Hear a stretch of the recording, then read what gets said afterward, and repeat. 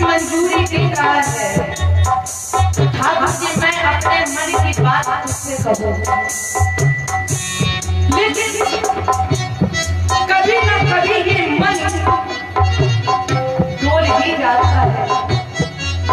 आपके पास आने के बाद ठाकुर जी कभी ना कभी ये मन बहक जाता है और अपनी इच्छा पूर्ति करना चाहते हैं। प्यारे फिर कह रही हूँ क्या दुश्मन ना हो तेरा चुपचाप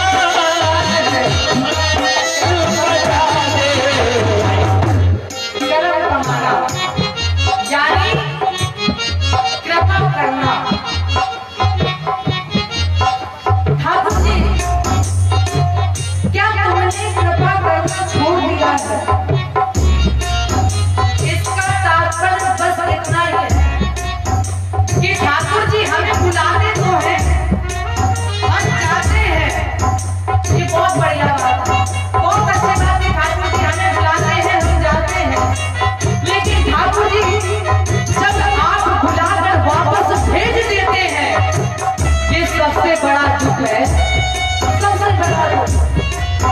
इसलिए क्या ठाकुर जी आपको कृपा करना छोड़ दिया।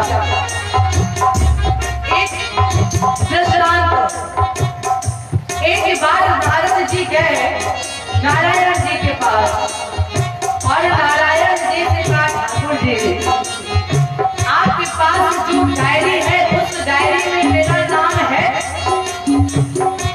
ठाकुर जी ने नारद जी से कहा, बाबा मुझसे क्या छुपाए, ले डायरी और देख ले, तुझसे क्या छुपाना है। और जैसे ही नारद जी ने डायरी खोली, पहला पन्ना, अब नारद जी को अपने ऊपर विश्वास था कि मेरा नाम पहले ही पन्ने पे सबसे ऊपर होगा, नहीं निकला। नारद जी सोच रहे कि अब इनसे पूछे कैसे। नारद जी ने कहा, ठाकुर जी आप लग रहा है कुछ भूल रहे हैं। ठाकुर जी ने पूछा, क्या भूल रहे हैं। नारद जी ने कहा, ऐसा लग रहा है कुछ भूल रहे हो। ठाकुर जी ने कहा, ऐसा करो बाबा, 2-3 पन्ने और पलटो, हो सकता है जो तुम देखना चाहते हो वो 2-3 पन्ने के बाद हो। लेकिन नारद जी ने वो 2-3 पन्ने पलटे, फिर भी कुछ नहीं मिला। अब नारद जी फिर सोच रहे कि ठाकुर जी से हम कहे कैसे कि इसमें मेरा नाम कहाँ है। बाबा ने कहा, ठाकुर जी कुछ भूल गए। ठाकुर जी ने कहा, बाबा मैं नहीं जानता क्या भूला, आप बताओ मैं क्या भूला। नारद जी ने कहा, ठाकुर जी इस डायरी, अच्छा ये बताइए आपके पास कोई प्राइवेट डायरी है? एक तो डायरी और उसमें शायद कुछ हो। ठाकुर जी ने कहा, मुझे नहीं पता, तुम बताओ मैं भूला क्या।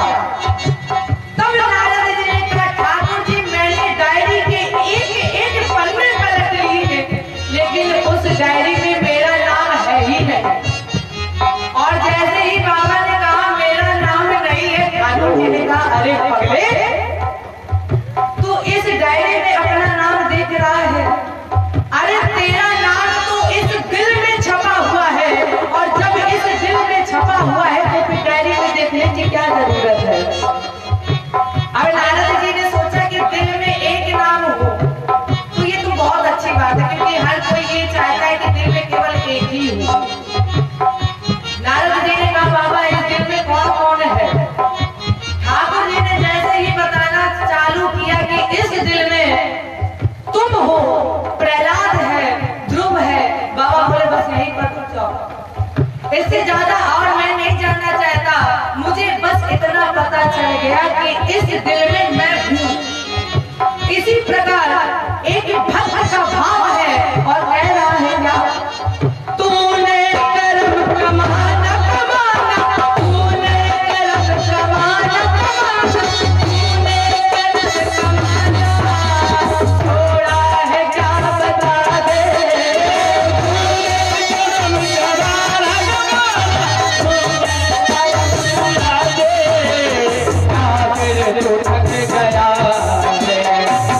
गया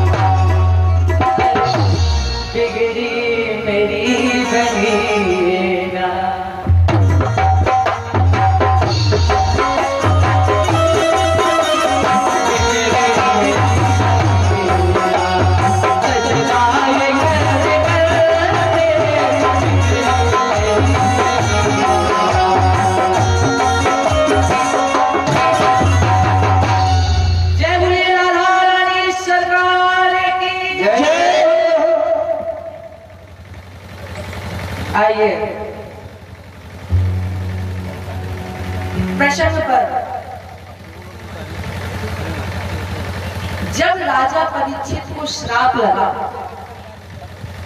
राजा परीक्षित गए तो उन्होंने 2 प्रश्न किए।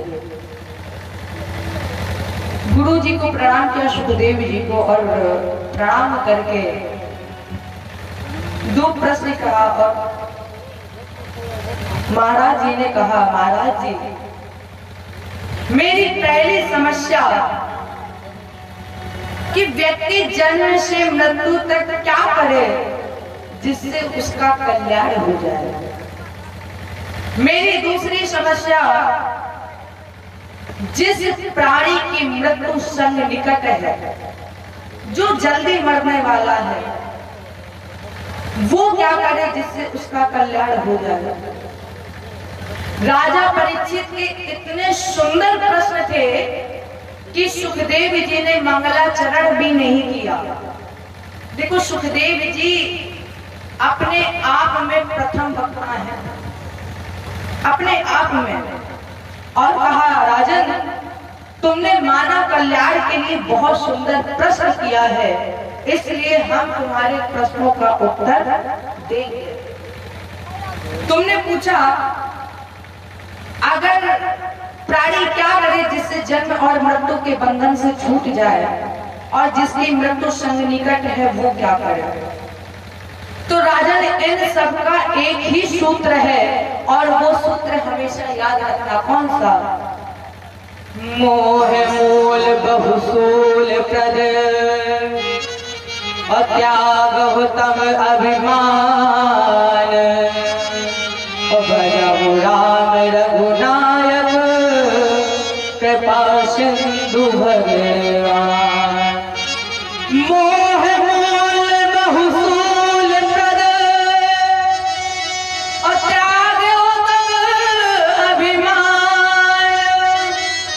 प्यारे, परमात्मा के सामने अभिमान को त्याग दो, उसका स्मरण, उसकी शरण उसके चरणों में, उसकी कृपा मात्र से ही। देखो गीता में भी कहा है भगवान ने क्या, औमेते काचरम ब्रह्म व्यायाहर मामन स्मरम, यात्रा है कर दे हम शयनात परमं गतिं। भगवान कृष्ण बोले, हे अर्जुन, जो ओम शब्द रूप ब्रह्मा का जो सर्वथा दोषों का परित्याग करके भजन करता है, चिंतन करता है, वो मुझे अर्थात ब्रह्म भव को प्राप्त कर लेता है। और राजन आपको पता है कि मुख की पवित्रता किससे है? मुख की पवित्रता किससे है? किससे है? मुख की पवित्रता है भगवान का नाम गाने से। भगवान को कौन से भक्त प्यारे हैं? भगवान को वो भक्त प्यारे नहीं है। कौन से? हमारे जैसे कामी विषय लोभी कपट नहीं। फिर कौन से भक्त प्यारे हैं? अरे निर्मल मन जन सो मोहि पावा, निर्मल मन जन सो मोहि पावा, मोहे कपट छल छल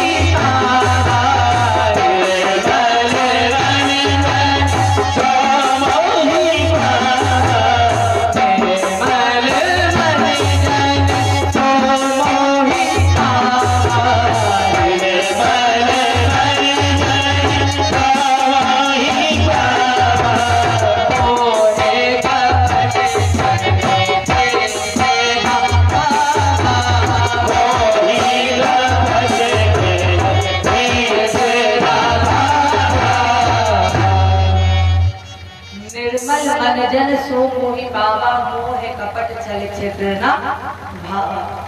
जिसका मन निर्मल है उन्हें भक्त को वो भगवान को वो भक्त प्यारे हैं। तो अब मुख्य पवित्रता किससे है? राम का नाम गाने से। मुखे पवित्रम यदि राम नामम हृदय पवित्रम यदि ब्रह्म ज्ञानम हस्तो पवित्रम यदि प्रेदानम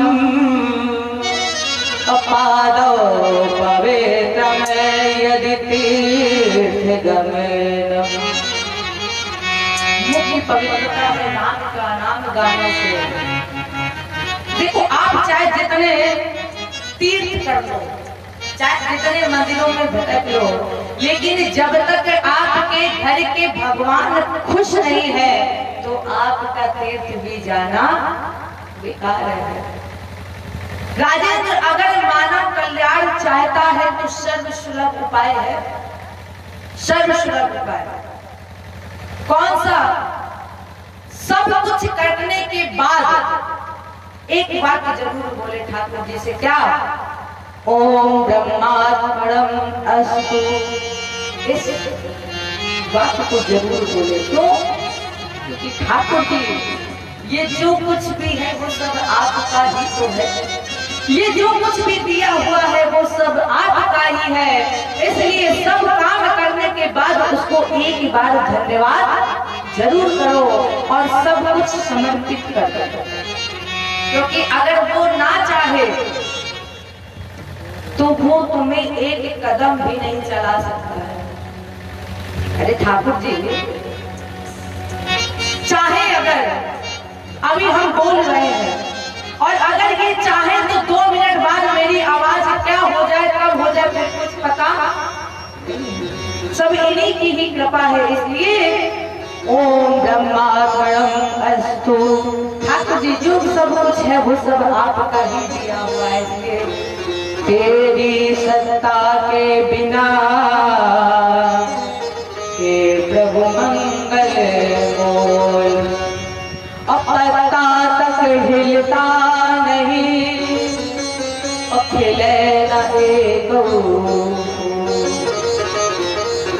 इसीलिए आपसे निवेदन किया जाता है बार बार, 24 घंटे में जब भी समय मिले तो माया मोह को त्याग कर निर्मल विनम्रता से भगवान को प्राप्त कर। माया, ये माया जो है यही हमें परमात्मा से नहीं मिलने देती। माया, माँ माने नहीं या माने जो नहीं है वही माया है। और ये जिस माया में हम लोग चलते हैं ना, इसी माया ने मैया सती भी फंसी थी और ना चाहते हुए भी शंकर जी से झूठ कह बैठी कि कछु परीक्षा ना। अब जब माया ने ही सती जी को फंसा लिया तो फिर हम और आप क्या है? कुछ नहीं है हम और आप इनके सामने। इसलिए ये माया तेरी बहुत कठिन है राम। आइए कितनी कठिन है माया, इस भजन के माध्यम से जाने और कहें हैं।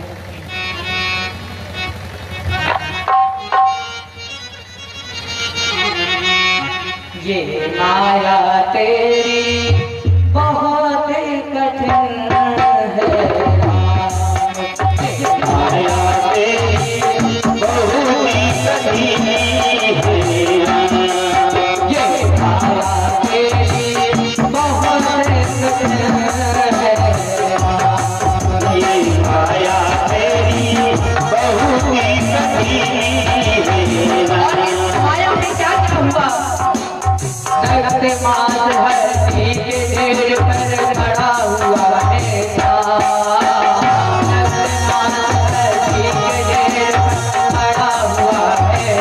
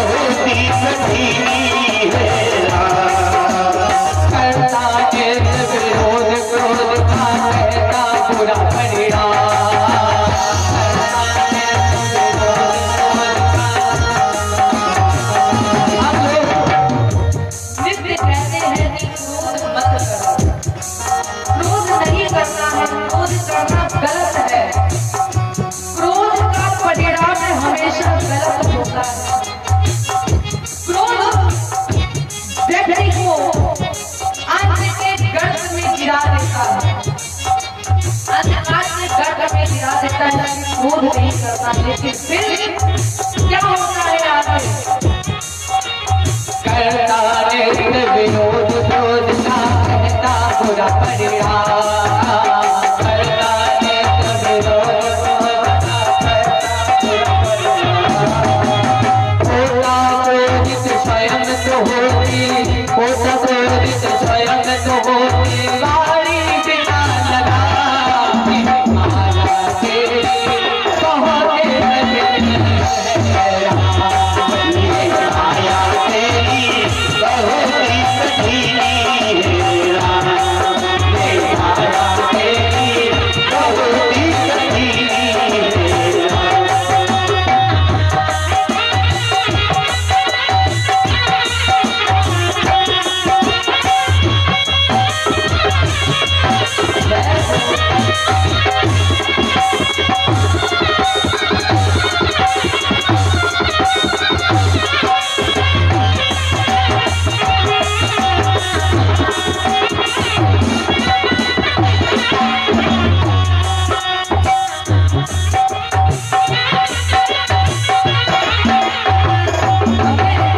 देखा है लोगों को, रोज लोग जब सुबह उठते हैं तो लोग अखबार पढ़ते हैं। एक अखबार नहीं, कुछ लोग तो 4-5 बार अखबार पढ़ जाते हैं, मैंने देखा है। और उस अखबार में ज्यादातर दूसरों की मृत्यु का वर्णन, कब कैसे कौन मरा सब है, वही हम लोग पढ़ते हैं और देखते हैं। मृत्यु देखता है औरों की रोज सवेरे शाम, मृत्यु देखता है औरों की रोज सवेरे शाम, मृत्यु देखता है औरों की रोज सवेरे शाम, मृत्यु देखता है औरों की रोज सवेरे शाम।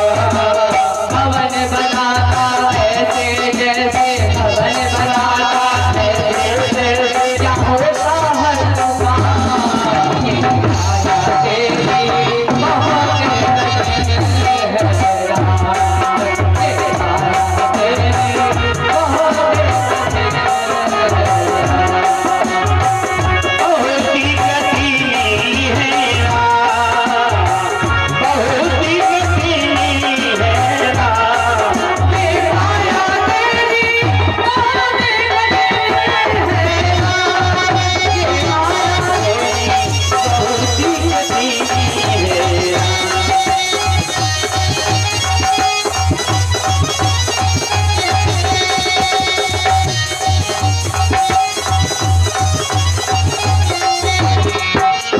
राजेश्वर प्रभु तुम मायापति करुणानिधि है राजेश्वर प्रभु तुम मायापति करुणानिधि है राजेश्वर प्रभु तुम मायापति करुणानिधि है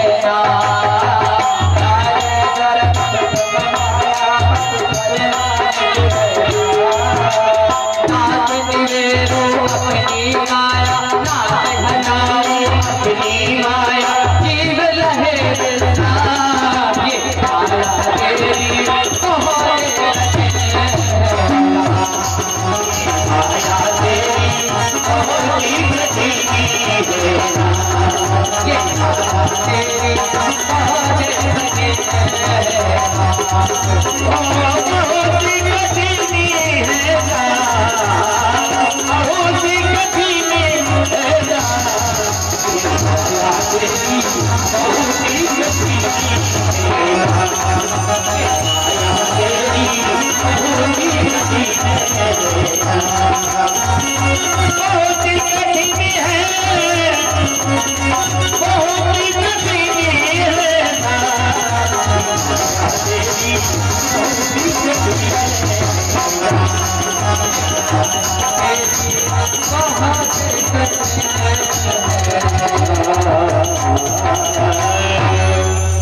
इसलिए मोह मूल बहुफूल प्रद, त्याग हो तब अभिमान, अब राम रघुनायक कृपा सिंधु भगेरा। इसलिए माया मोह ममता को त्याग कर निर्मल विनम्रता मन से कैसे मिलो। बिल्कुल भगवान के सामने शून्य बन जाओ, जैसे कुछ पता ही नहीं है। और जब परमात्मा के सामने शून्य बन जाओगे तो वो स्वयं आपकी उंगली पकड़ के आपके साथ चलेगा। इसलिए त्याग दो अभिमान, और अभिमान त्याग करके केवल उसकी शरण। क्योंकि यहाँ पर जो भी कुछ हमें और आपको दृष्टि गोचर हो रहा है, जहां तक हमारी और आपकी दृष्टि पहुंच रही है, ये सब उसी का ही खेल है। अरे बनाए देने कारीगरवा कितने सुंदर बकरी। कौन सी बकरी? वो वाली बकरी नहीं, फिर ये वाली। अरे बनाए देने कारीगरवा कितने सुंदर बकरी, कितनी सुंदर बकरी रामा, कितनी सुंदर बकरी। अरे बनाए देने कारीगरवा कितनी सुंदर बकरी। एक सुंदर निर्माण किया, ये नर्तन हमें मिला। और जब निर्माण करते करते जब वो बनाते बनाते थक जाता है, तो एक दिन में ब्रह्मा जी के हमारे आपके 1000 चतुर्भुज मिलते हैं। ब्रह्मा जी के एक दिन में 1000 सतयुग, 1000 त्रेता, 1000 द्वापर और 1000 कलयुग। इतनी ही लंबी ब्रह्मा जी की रात है, और राजन दोनों को मिलाकर कहते हैं कल्प। एक कल्प में 14 मनवंतर होते हैं। और परमात्मा जब पुनः एक से अनेक होता है, तो वो भिन्न भिन्न निर्माण करता है। ब्रह्मा जी के द्वारा 10 प्रकार की सृष्टि का निर्माण, समय पड़ते ही परमात्मा ने इसके 3 भाग कर दिए, आत्मा, परमात्मा और विराट। राजेंद्र यही भगवान का प्रथम अवतार है। इसके बाद इस पिंड में जब पंच प्राण वायु का समावेश किया गया, तो ये हिलने डुलने लगा। और जब ये हिलने डुलने लगा, तो इसे प्यास और भूख का आभास हुआ। परिणाम स्वरूप इसमें एक एक अंग का निर्माण हो गया। और जैसे ही मुख का प्रादुर्भाव हुआ, तो इसमें अग्नि देवता ने निवास किया, और हमें और आपको बोलने की क्षमता मिली। मुख के अंदर तालु का निर्माण हुआ, जिसमें वरुण देवता ने निवास किया, जिससे हमें और आपको स्वाद लेने की क्षमता मिली। इस पिंड में नाक का निर्माण हुआ, अश्विनी कुमार ने प्रवेश किया, जिससे हमें और आपको सुनने की क्षमता मिली। आंख का निर्माण हुआ, सूर्य भगवान ने प्रवेश किया, जिससे हमें और आपको देखने की क्षमता मिली। कानों का निर्माण हुआ, दिशाओं में प्रवेश किया, जिससे हमें और आपको सुनने की क्षमता मिली। इस पिंड में त्वचा का निर्माण किया गया, वायु देवता ने प्रवेश किया, जिससे हमें और आपको स्पर्श करने की क्षमता मिली। इसी तरह एक एक अंग निर्माण होने के साथ साथ इसमें एक एक देवता ने प्रवेश किया है, और हमें आपको इस शरीर में एक एक नई शक्ति मिली। इसी कमल के पुष्प से ब्रह्मा जी का प्राकट्य हुआ। अब जब ब्रह्मा जी का प्राकट्य हुआ, तो ब्रह्मा जी ने सोचा कि हम चारों तरफ देखें कैसे। तो ब्रह्मा जी के 4 मुख हो गए। अब इन्होंने सोचा कि मेरा जन्मदाता कौन है, मुझे तुझे किसने पैदा किया? तो ये पता करने के लिए उसी कमल की नाभि में प्रवेश कर गए। प्रवेश करने के बाद 100 दिव्य वर्ष तक उस भरे जलाशय में ब्रह्मा जी ने अपने जन्मदाता को ढूंढा, और जब पता नहीं लगा तो फिर उसी कमल के पुष्प पर आ गए और ये चिंतन करने लगे कि मुझे पैदा किसने किया, कौन है मेरा जन्मदाता, कैसे पता लगाया जाए। तो जब ये ब्रह्मा जी सोच रहे थे, इधर उस जल की लहरें टकराने लगी, और उस जल की लहरें टकराने से मानो ऐसा लग रहा था जैसे वो कह रहे हो क्या, वर्णमाला का 16वां अक्षर और वर्णमाला का 21वां अक्षर सुनाई पड़ा। उस जल की लहर टकराने से वर्णमाला का 16वां और 21वां अक्षर सुनाई दिया। 16वां अक्षर है ता और 21वां अक्षर है पा। मानो ऐसा लग रहा था जैसे वो जल की लहरें कह रही हो कि आप करो तप। तो परिणाम स्वरूप ब्रह्मा जी ने उसी नाद को स्वीकार करके 100 दिव्य वर्ष तक तपस्या की, और जब ये 100 दिव्य वर्ष तक तपस्या कर रहे थे उसी समय हमारे श्री नारायण वहां पर प्रकट हुए। ब्रह्मा जी को चतुर्थ श्लोकी भागवत का ज्ञान दिया।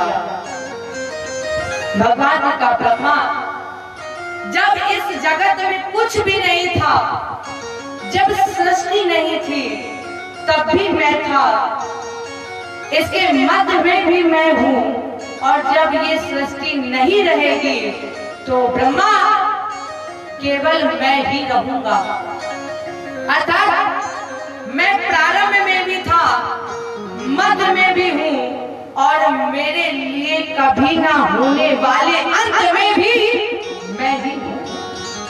वास्तव में जो कुछ नहीं है और जो कुछ तुम्हें प्रतीत हो रहा है ये सब मेरी माया है।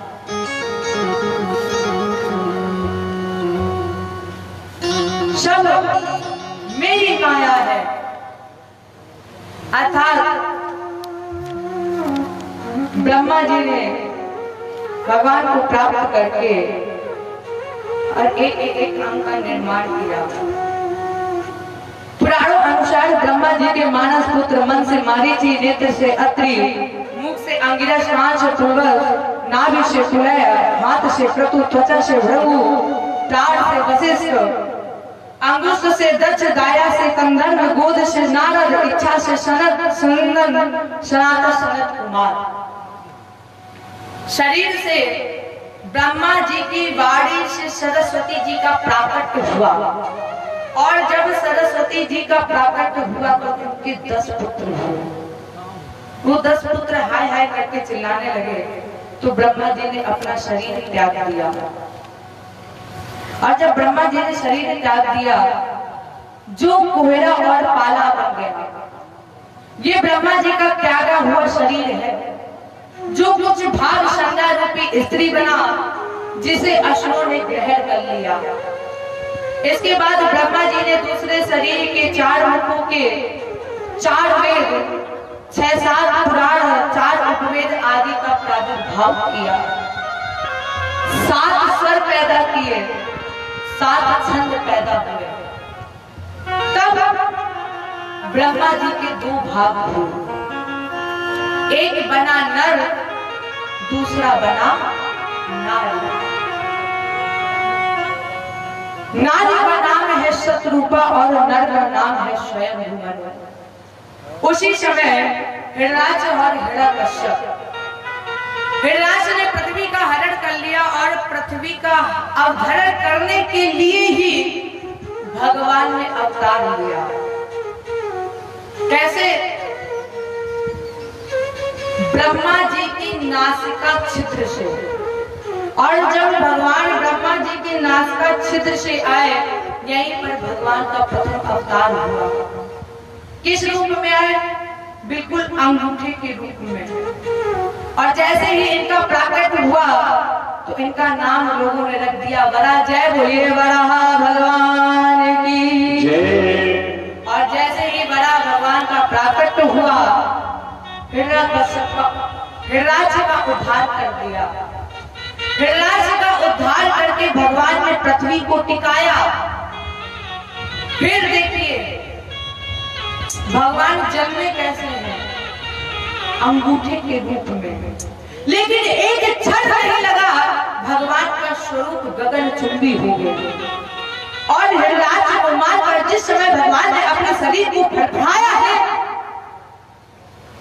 उस समय जो बाल झड़ गए वही पृथ्वी पर दाग बन गए। अब ये जानिए कि वराह क्या है और हिरण्याक्ष क्या है। आपने ये तो जाना कि वराह भगवान आए, हिरण्याक्ष का उद्धार किया और पृथ्वी को टिकाया, लेकिन ये जानिए कि वराह क्या है और हिरण्याक्ष क्या है। वराह माने है संतोष और हिरण्याक्ष माने है लोभ।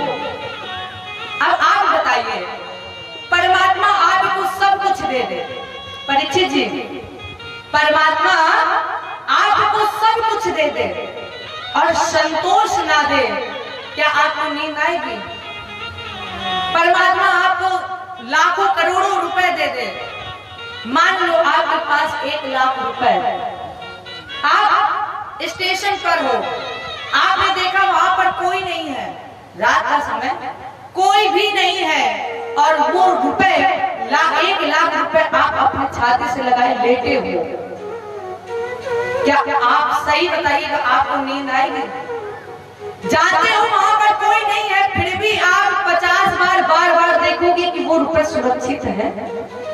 और यही अगर परमात्मा खाने के लिए 2 रोटी दे दे और संतोष दे दे, एक क्षण नहीं लगेगा, जब आप बिस्तर पे जाओगे तो 2 मिनट बाद आपको नींद आ जाएगी।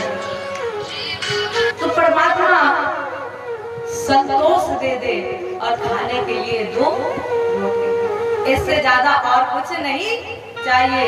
क्योंकि मकान तो आप चाहे जितने बड़े बनवा लो, लेकिन सोना केवल एक ही चारपाई में है। चाहे जितने बड़े मकान बनवा लो, लेकिन एक चारपाई से ज्यादा जगह कभी नहीं ले पाओगे। माने इन सब का एक सार है, गोधन गजधन बाजधन और रतन धन खान, जब आवे संतोष धन सब धन धूल समान। सारा धन धूल के समान है अगर आपके पास संतोष है। संतोष रूपी अस्त्र से भगवान ने हिरण्याक्ष रूपी दैत्य का उद्धार किया। ब्रह्मा जी के 10 पुत्र थे, उनमें से एक पुत्र का नाम था कर्दम। कर्दम जी का विवाह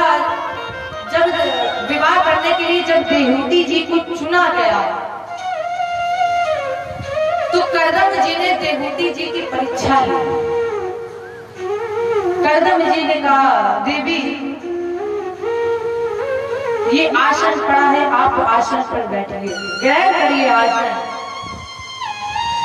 लेकिन देहूति जी उस आसन पर नहीं बैठे, और जब देहूति जी उस आसन पर नहीं बैठे तो कर्दम जी ने कहा तुमने परीक्षा पास कर ली। अब आप बताइए, जब पहली परीक्षा पास कर ली तो फिर क्या आगे परीक्षा देने की जरूरत है? फिर भी कर्दम जी ने दूसरी परीक्षा ली, और अब की बार जब परीक्षा लेने के लिए कर्दम जी ने आसन अपने बगल में रखा और कहा, देवी आसन ग्रहण करो। देवूति जी ने पहले सोचा कि जब मैं पहली परीक्षा में पास हो गई तो फिर ये मुझसे दूसरी परीक्षा क्यों ले रहे हैं? फिर भी अगर ये परीक्षा ले रहे हैं तो फिर मैं परीक्षा देने को तैयार हूं। देवूति जी फिर भी उस आसन पर नहीं बैठी। क्या किया? आगे बढ़ी, और आगे बढ़ करके देवूति जी ने दाहिना हाथ उस आसन पर रखा और हाथ जोड़ करके कहा, मैंने आपका आसन ग्रहण कर लिया। अर्थात मानो ये जो दाहिना हाथ है वो ग्रहण करने की क्षमता रखता है, और जब देहूती जी ने आसन को स्वीकार किया, बैठी नहीं, तो इन्होंने दूसरी परीक्षा भी पास कर ली। मानस में भी कहा गया है क्या, अरे देहूती पुन सासु कुमारी सोने कर दम की प्रिय नारी। राम सिया राम सिया राम जय राम। राम सिया राम सिया राम जय राम।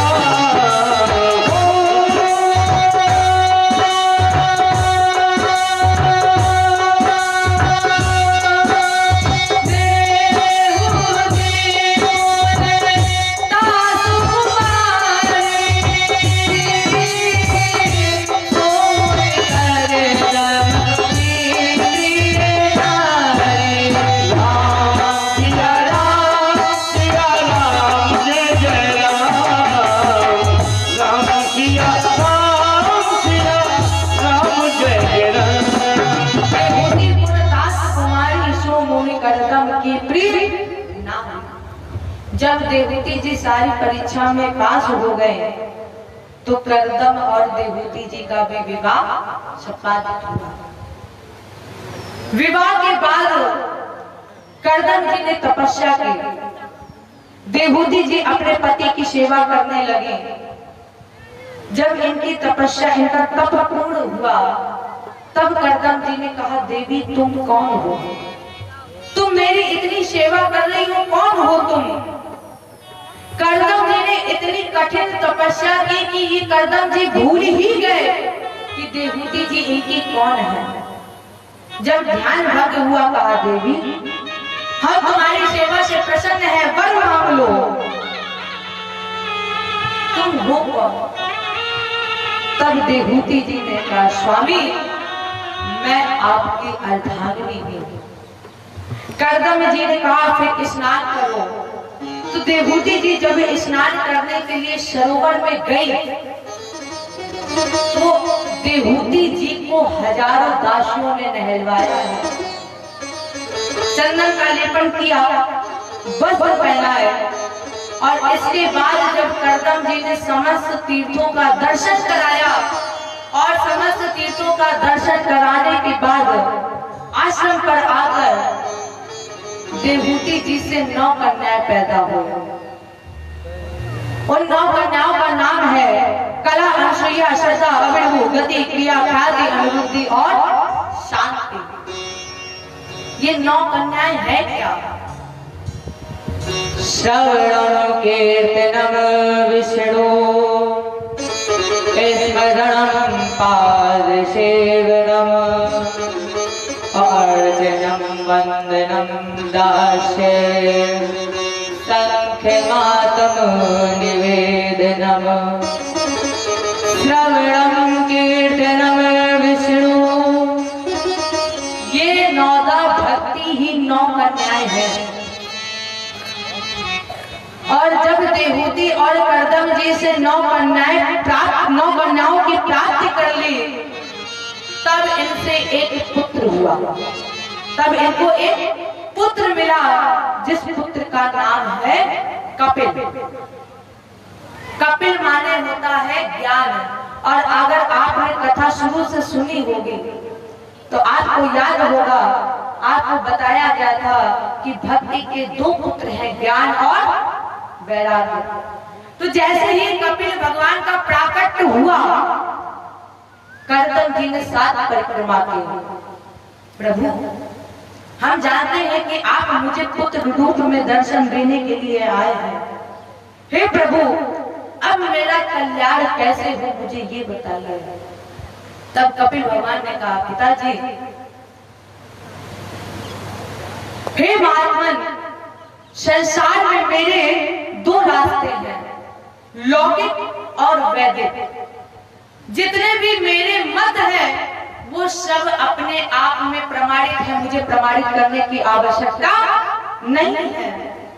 और जिस व्यक्ति को ये पता चल जाए कि इस संसार में मेरा कोई नहीं, समझ लो उसका कल्याण निश्चित है। इसलिए वैरी रट ले हरि का नाम, वैरी रट ले हरि का नाम। अरे सब छोड़ दे काम रे, सब छोड़ दे काम रे, वैरी रट ले हरि का नाम। एक एक क्षण केवल हरि का चिंतन, हरि का स्मरण, हरि की सेवा। कपिल भगवान ने अपने पिता को उपदेश दिया और अपने पिता को उपदेश देने के बाद कपिल भगवान ने कहा, माँ इस संसार में हम आए हैं, हे माँ जीव के मोक्ष और बंधन का कारण केवल मन है। संसार के बंधन से अगर हम मुक्त हो जाएं, तो फिर हम जन्म और मृत्यु के बंधन से भी मुक्त हो जाएंगे। क्षण भंगुर जीवन की कलिका, सुना होगा आपने। और कल प्रात को जाग खिली ना खिली। अच्छा सीधे सीधे एक बात, कौन सी? भूल गए सुध बादल की, और जब नार बनो धरती पे आयो। वो भी भूल गए कौन सा? और लाख लियो जठरागन में, और मन मूर्ख रेत को बिसरायो। और बहुभाग प्रभु पति पाल कियो, अब जब दात नहीं प्रभु दूध पिलायो।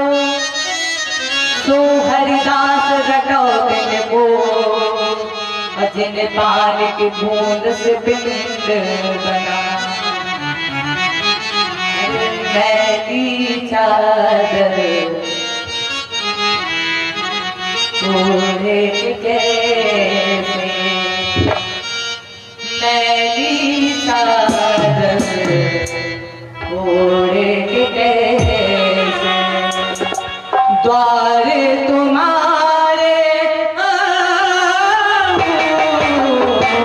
मैली चादर ओढ़े कैसे।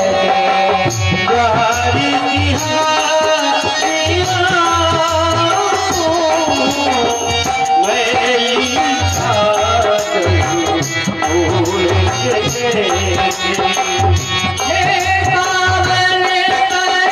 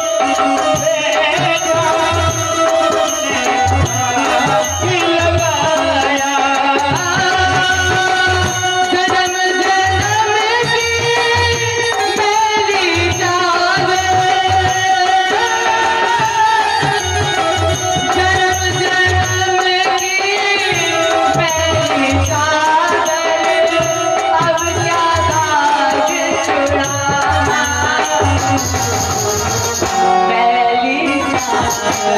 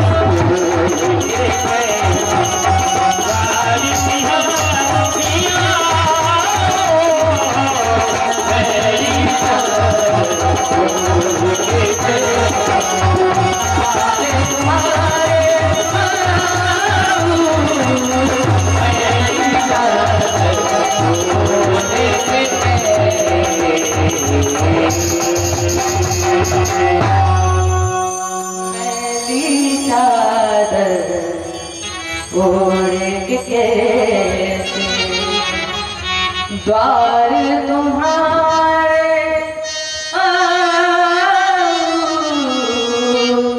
मैली चादर ओढ़े के कैसे। तूने मुझे को जग में भेजा देकर निर्मल काया आकर के संसार में मैंने क्या किया है? इस संसार में हम आए तो क्या किया? इसको दाग लगाया जन्म जन्म की मैली चादर जन्म जन्म की मैली चादर। देखो इस संसार में आने के बाद जो हमने काम किया है, इस संसार में आपने भेजा, मैंने उस पर दाग लगा दिया, वो चादर मैली हो गई। तो अब जब वो चादर मैली हो गई फिर क्या किया जाए जिससे ये दाग छूट जाए। और वास्तव में परमात्मा के जाने के बाद जितने दाग होते हैं वो अपने आप ही। इसलिए जन्म जन्म की मैली चादर अब का दाग छुड़ाऊं, मैली चादर ओढ़े के कैसे। द्वारे तुम्हारे वास्तव में उस दाग को लेकर परमात्मा के सामने क्या तुम जा पाओगे? इस संसार में रहकर तुमने जो पाप किए हैं क्या उस पाप को लेकर परमात्मा के सामने मुंह दिखा पाओगे? परमात्मा इस संसार में हमें भेजता है, भेजता तो अच्छे मन से है। अब इस संसार में तुम आ गए, अब तुम पाप कर रहे हो कि पुण्य कर रहे हो ये सब तुम्हारे ऊपर है, ये परमात्मा के ऊपर। परमात्मा जन्म और मृत्यु देता है और इसके बीच में तुम क्या करते हो ये तुम्हारे कर्म है। और अगर तुमने अच्छे कर्म कर लिए तब तो परमात्मा ही है, और अगर कर्म नहीं किए तो फिर ये निश्चित है कि नरक में जाना ही पड़ेगा। तो नौदा भक्ति से ज्ञान, ज्ञान से वैराग्य, वैराग्य से सांसारिकता की निवृत्ति, भगवान के चरणों में प्रेम, या ये कह दिया जाए कबीर जी के शब्दों में, कबीर जी ने कहा है क्या, रहना नहीं देश वीराना है। ये देश ना तो किसी का था ना किसी का है और ना कभी किसी का रहेगा। ये सब मतलबी है, सब स्वार्थी है, कोई किसी का साथ नहीं देता। इसलिए बहुत बेदर्द है, अगर इसके पास जाओगे तो ये भी तुम्हें दुख देगा, बहुत परीक्षा लेगा, लेकिन परीक्षा लेने के बाद सच्चा भक्त वो है जो हर एक परीक्षा को पास कर दे, ना कि परीक्षा देते देते थक जाए और वापस लौट जाए। सच्चा भक्त वो है जो परीक्षा को पास करके परमात्मा की शरण ले। स्वयं मनु, ये आपने चर्चा सुनी परमात्मा और भक्त की। स्वयं मनु की दूसरी कन्या है आकृति, जो रुचि प्रजापति के साथ ब्याही गई थी। तीसरी कन्या का जिनके यहाँ भगवान यज्ञदेव का प्रादुर्भाव हुआ। तीसरी कन्या का नाम प्रसूति, जो दक्ष जी के साथ ब्याही गई। लेकिन राजेंद्र, इस चरित्र को हम आपको आगे चलकर सुनाएं, इससे पहले एक विशेष बात, एक विशेष चिंतन मेरे चित्त में आ गया है। महाराज जी ने पूछा किसका? बोले आप उन्हें करदम जी की 9 कन्याएं बताई और उन 9 कन्याओं में से एक कन्या है और मैया अनुसुईया। तो कहा महाराज जी वही चरित्र मुझे सुनाइए। अत्रे ग्रहे सुर श्रेष्ठा पतंत हेतवा। तो महाराज जी मुझे ये बताइए कि अत्रे और अनुसुईया जी के यहाँ भगवान पुत्र क्यों बने? क्यों बने पुत्र? देखो ये मात्र शक्ति है। अनुसुईया जी पतिव्रत धर्म का पालन करती थी और इसी पतिव्रत धर्म को नष्ट करने के लिए 3 देवियों ने अपने स्वामी को भेजा और कहा जाओ स्वामी और इनके पतिव्रत धर्म को नष्ट कर दो। इसीलिए भगवान 6-6 महीने के बच्चे बने और जब 6-6 महीने के बच्चे बने, माताओं को पता चला कि अब स्वामी लौटने वाले नहीं, तो नारद जी ने कहा कि देखो देवी, अब बाबा लौटेंगे नहीं, अब तीनों लोग क्या करो, जाओ। कहां पर? अनुसुईया जी के पास, वहीं आप सभी के स्वामी आपको मिलेंगे। और अब तीनों माताएं पहुंची अनुसुईया के पास। कहा मां, क्या मेरे स्वामी आए हैं?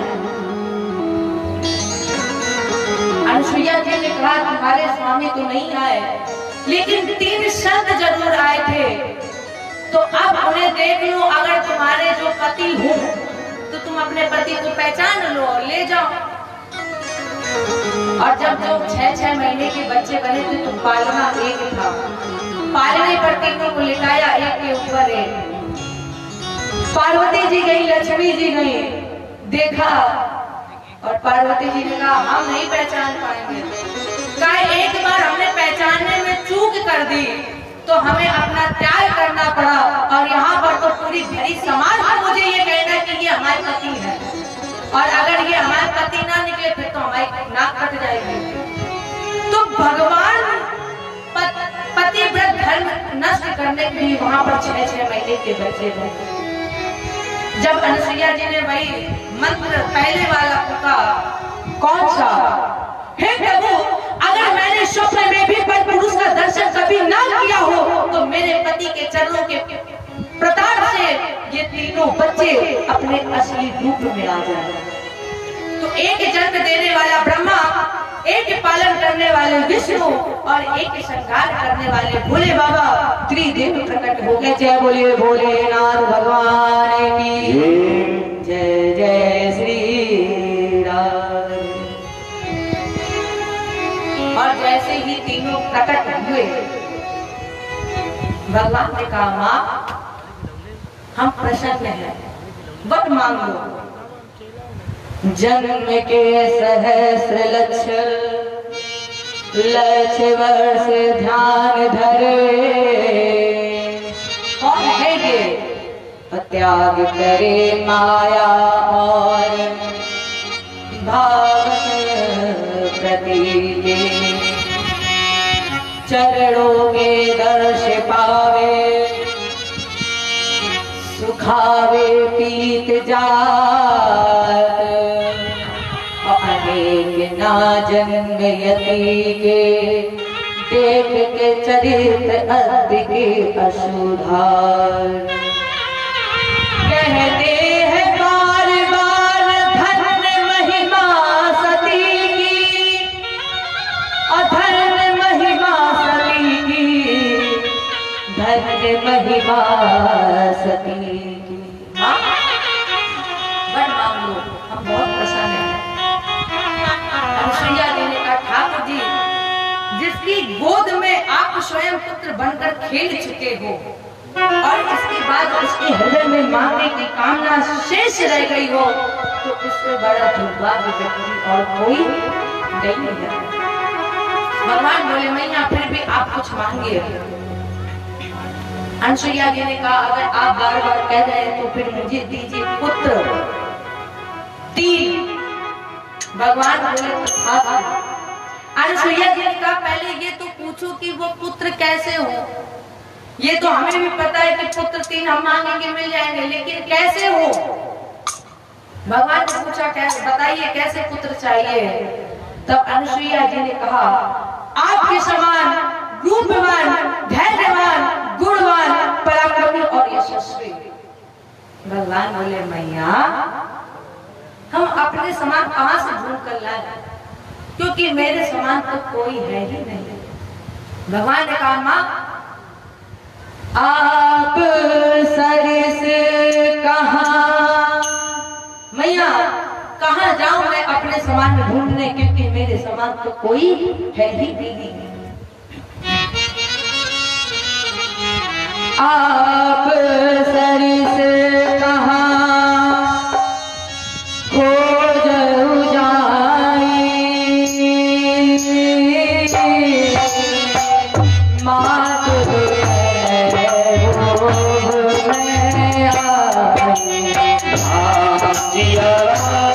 सिया राम जय जय राम, राम सिया राम जय जय राम।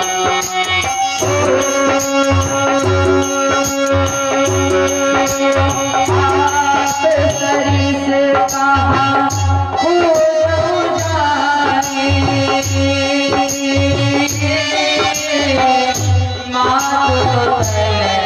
कहां खोज जाई, मात सिया राम जय जय राम, राम सिया राम जय जय राम। इसलिए मैया मेरे समान कोई नहीं है। आप शरीर से काम हो जो जाए, माँ तो तने होब में आई। इसलिए हम आपको आशीर्वाद दे रहे हैं कि हम तीनों पुत्र रूप में दर्शन देंगे। राजेंद्र इसी वर की पूर्ति के लिए अनसुईया जी के यहाँ 3 पुत्र पैदा हुए, 3 पुत्र प्राप्त हुए अनसुईया जी को। तो ब्रह्मा जी के अंश से जो पुत्र हुआ वो चंद्रमा, और जो राजेंद्र आपने प्रश्न किया था मैंने आपको उस प्रश्न का उत्तर दिया। स्वयं मनु की 3 कन्याएं थी। पहली कन्या देवहूति जो कर्दम जी के साथ ब्याही गई, दूसरी कन्या आकृति जो रुचि प्रजापति के साथ ब्याही गई, और तीसरी कन्या प्रसूति। प्रसूति का विवाह दक्ष जी के साथ हुआ, जिनसे 16 कन्याएं पैदा हुई। 16वीं कन्या का नाम था सती, जिन्होंने अपने पिता दक्ष के यज्ञ में प्राणों का त्याग कर दिया। अब मैया सती ने यज्ञ में प्राणों का त्याग क्यों किया, कारण क्या था, ये आपने जब रामचरितमानस पढ़ी होगी तो सुना होगा, क्योंकि हमारा ये विषय नहीं है। और जब कभी आपको मन हो सुनने का तो सुन लेना, बुला लेना। हम राम कथा भी कहते तो हम आपको सुना भी देंगे कि सती जी ने अपने प्राणों का त्याग क्यों किया। पूरी रामचरितमानस 7 दिन की नहीं 9 दिन की अगर आपको सुननी हो तो हम आपको सुना देंगे। कुछ देना ना देना ये तो अलग की बात है, ये सब बिहारी जी की कृपा है। इसलिए जब भी इच्छा हो कि आज मुझे रामचरितमानस करानी है, सुननी है, तो आप बेझिझक बुला सकते हैं और सुन सकते हैं।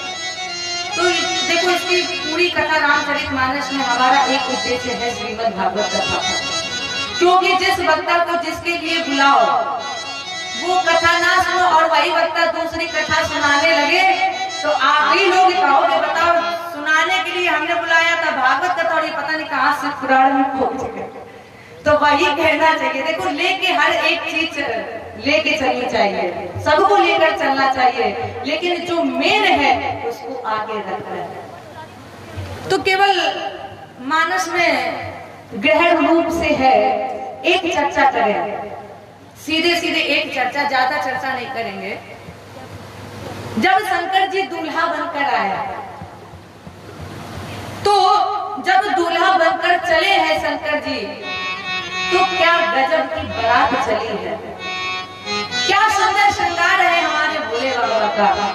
और कहा गया है क्या, सबई समुगर करई श्रृंगारा जटा मुकुट और मोर सहारा, सबई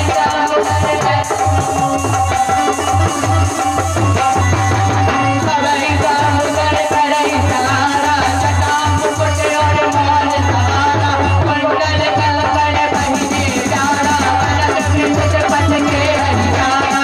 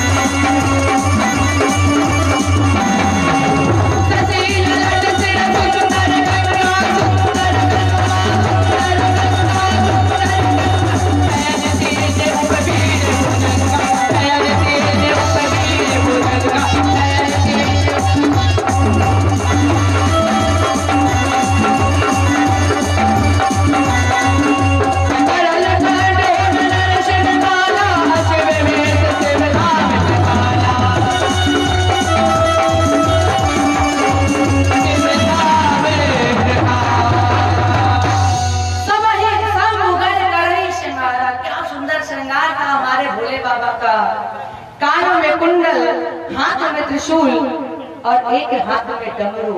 और जब चले हैं, भगवान विष्णु ने कहा महाराज एक बात बताओ, सर पर गंगा जी है, चंद्रमा जी है, हटाओ इन्हें। अरे दूल्हा बने हो, विवाह करने जा रहे हो, उसकी हटा दो। शंकर जी ने कहा एक बात बताओ। अच्छा आप लोग बताइए, अभी हमने देखा है कि परसों आप लोग बारात में गए थे किसी, तो अगर उस बारात में लाइट की व्यवस्था अच्छी ना हो तो क्या वो बारात में मजा आएगा, आनंद आएगा?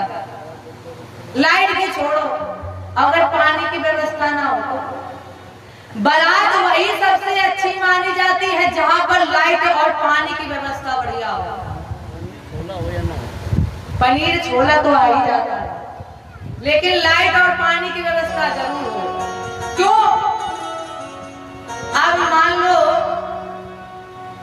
तुम गए गोलगप्पे के पास, बढ़िया उठाया तुमने गोलगप्पा, अब मुंह में डाल लिया, पानी ना हुआ, गले में हलक गया, फिर क्या करोगे? कहोगे पता नहीं कैसे लोग थे, विवाह भी कराया, पानी की व्यवस्था भी नहीं बढ़िया, सुनाओगे उसे? अब ये छोड़ो, लाइट ना हो, अब वो आजकल बारात में चले हैं ना, कल बताया गया था, इतने लंबे लंबे दादा पर दादा भी अब खाते हैं उसे चाउमीन, और लाइट की व्यवस्था ना हो। अब वो एक और चली है, वो चम्मच कांटे वाली चम्मच लगा के उसमें 3-4 बार घुमाओ। और मान लो लाइट ना हो, और जहाँ लाइट नहीं होती वहाँ मच्छर बहुत होते हैं, और उस मच्छर में चाउमीन में मच्छर लपेट गया, वो खा लिया, तो फिर क्या फायदा? यही कहोगे पता नहीं कितने कीड़े थे, सब खा गए। अच्छा, इसलिए लाइट और पानी की व्यवस्था जरूर होनी चाहिए। तो अब शंकर जी जब दूल्हा बने हैं, ओके, तो शंकर जी को तैयार करने के लिए कोई नहीं था वहां पर, केवल श्रृंगी और भृंगी थे। सारे देवता अपने अपने वाहनों को तैयार कर रहे हैं, सजा रहे हैं।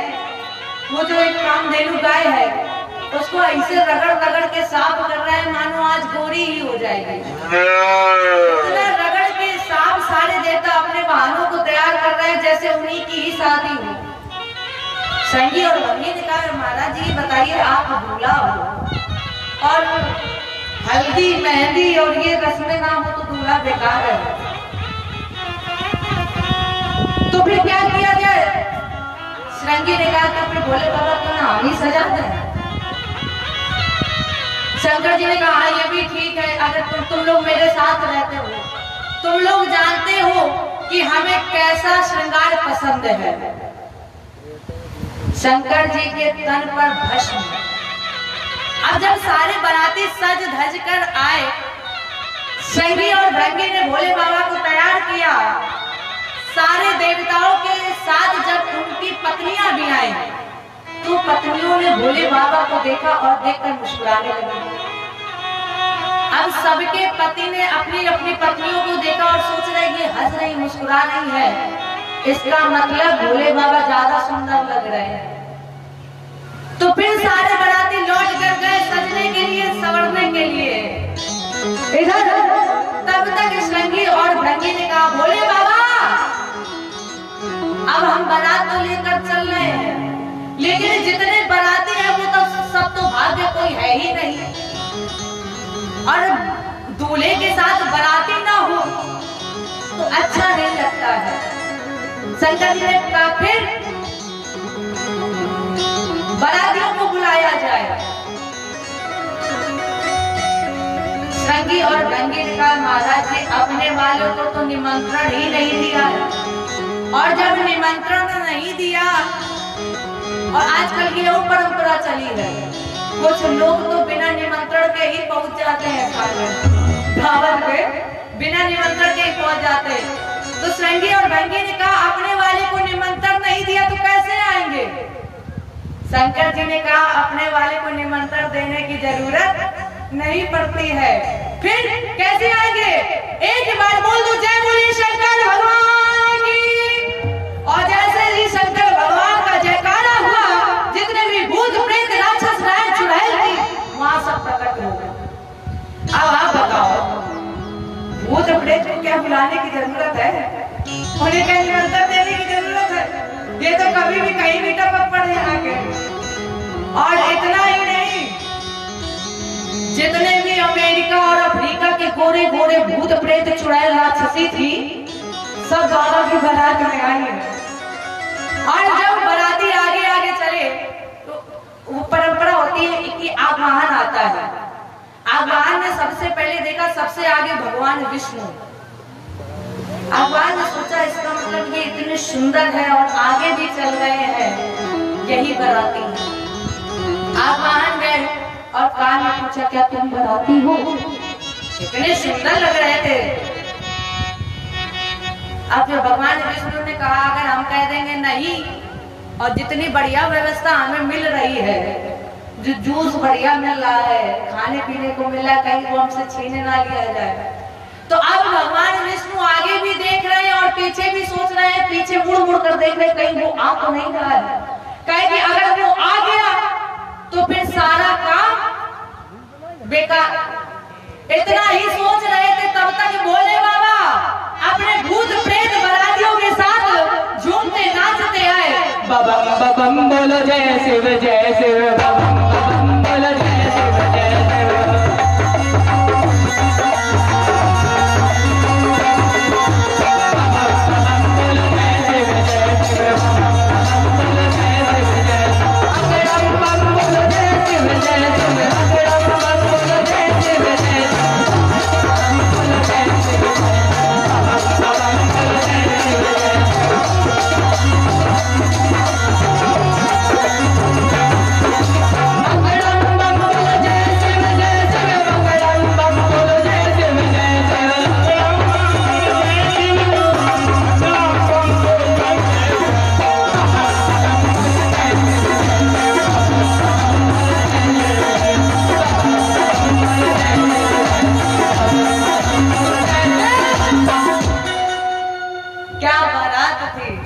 और जब दूल्हा पहुंचे, दूल्हे सरकार पहुंचे, सब देखकर डर गए।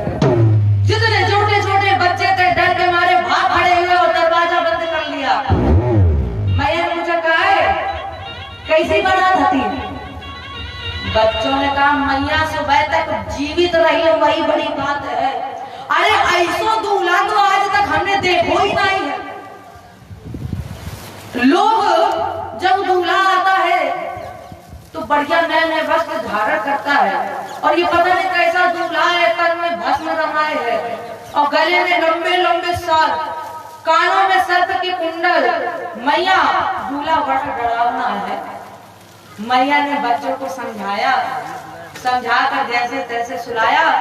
इधर फिर जब भोले बाबा चले तब तक एक बुजुर्ग 85 साल के, जाना तो वो भी चाहते थे लेकिन बूढ़े थे, चल नहीं पाते, दांत कांप रहे, डर रहे, पूरा शरीर कांप रहा है, हिल नहीं रहे।